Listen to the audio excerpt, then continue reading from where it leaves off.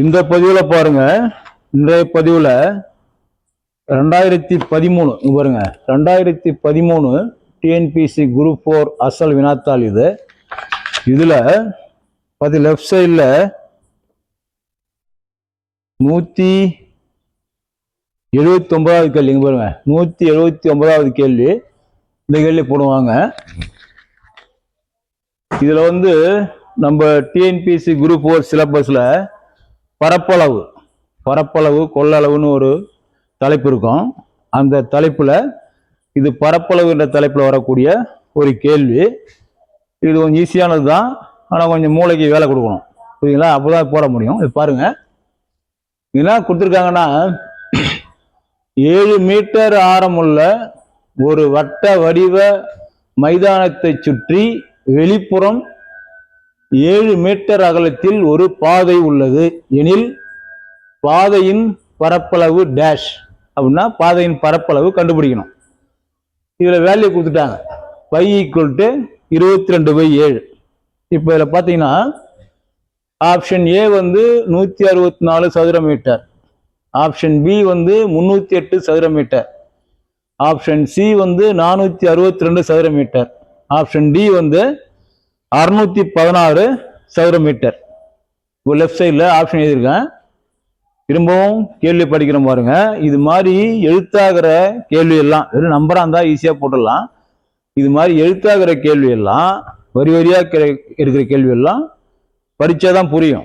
1க்கு 2 தடவை படிச்சு பார்க்கணும். இங்க பாருங்க, 7 மீட்டர் ஆரமுள்ள ஒரு வட்ட வடிவ மைதானத்தை சுற்றி வெளிப்புறம் 7 மீட்டர் அகலத்தில் ஒரு பாதை உள்ளது எனில் பாதையின் பரப்பளவு டேஷ், பரப்பளவு கண்டுபிடின்னு அர்த்தம். π = 22/7. இங்க பாருங்க, இது ஒரு படம் போடுறோம் பாருங்க. முதல்ல ஒரு வட்டம், இங்க பாருங்க, முதல்ல ஒரு வட்டம். இது என்னன்னு கேட்டீங்கன்னா, இதனுடைய ஆரம் 7 மீட்டர், புரியுதுங்களா? இப்படி எடுத்துக்கணும். முதல்ல 7 மீட்டர் ஆரமுள்ள ஒரு வட்ட வடிவ மைதானம் இது.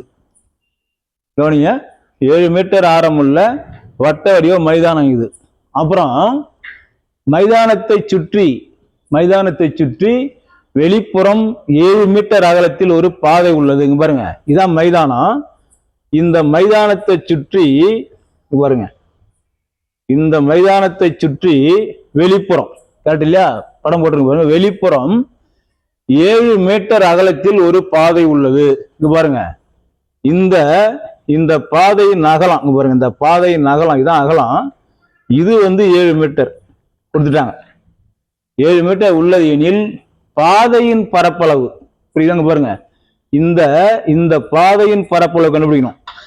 இது பாருங்க, ஃபுல்லா ஷேட் பண்ணிட்டோம்னா இந்த பாதை தான் பரப்பளவு தேவை. இதுதான் அர்த்தம், புரியுதுங்களா? இப்படி படம் போட்டோம்னா இந்த வெளிப்புறம் உள்ள 7 மீட்டர் அகலம் உள்ள பாதையின் பரப்பளவை கண்டுபிடின்னு கேட்கறாங்க.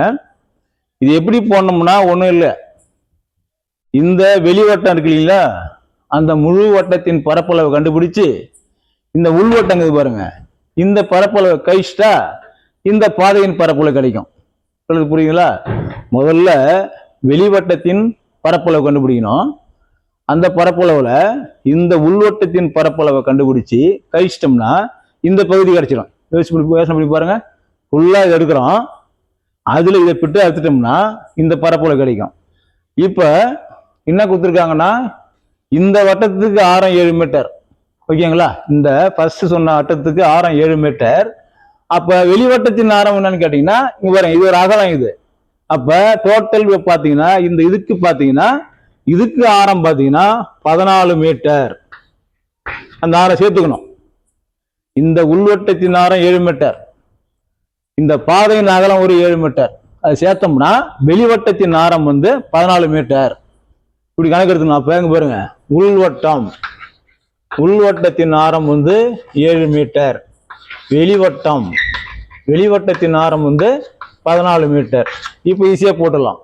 இப்ப ஆரம் உள்வட்டத்தின் ஆரம் போட்டு அந்த பரப்பளவு, வெளிவட்டத்தின் ஆரம் போட்டீங்கன்னா அந்த பரப்பளவு. அப்ப வெளிவட்டத்தின் பரப்பளவுல உள்வட்டத்தின் பரப்பளவு கண்டுபிடிச்சிட்டீங்கன்னா உங்களுக்கு ஆன்சர் கிடைச்சிடும். முதல்ல கண்டுபிடிங்க, வெளிவட்டத்தின் பரப்பளவு இங்க பாருங்க, வெளிவட்டத்தின்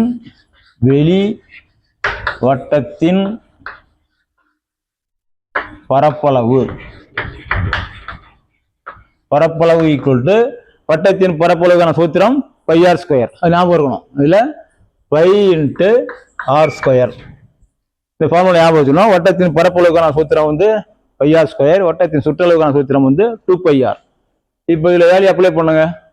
ஈக்குவல் டு பை வந்து 22/7 இன்ட்டு வெளிவட்டத்தின் ஆரம் என்ன, வெளிவட்டத்தின் பரப்பளவு போது இங்க பாருங்க, வெளிவட்டத்தின் ஆரம் வந்து 14 மீட்டர். அப்போ 14 இன்ட்டு 14 இது சுருக்கணும்னா ஆன்சர் கிடைச்சிடும். அங்கே பாருங்க, 1 7 7 14. அப்போ 22 2 44.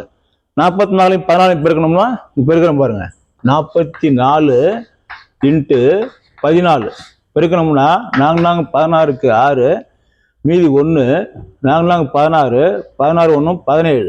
இங்க 4 1 4 4 1 4 4 1 4 இதை கூட்டினீங்கன்னா 6 7 4 11க்கு 1 மீதி 1 4 1 5 5 1 6 616 ஈக்குவல் டு 616 சதுர மீட்டர். இப்போ என்ன கண்டுபிடிச்சிட்டோம், வெளிவட்டத்தின் பரப்பளவு கண்டுபிடிச்சிட்டோம். அடுத்தது உள்வட்டத்தின் பரப்பளவு. இங்க போங்க, உள்வட்டத்தின்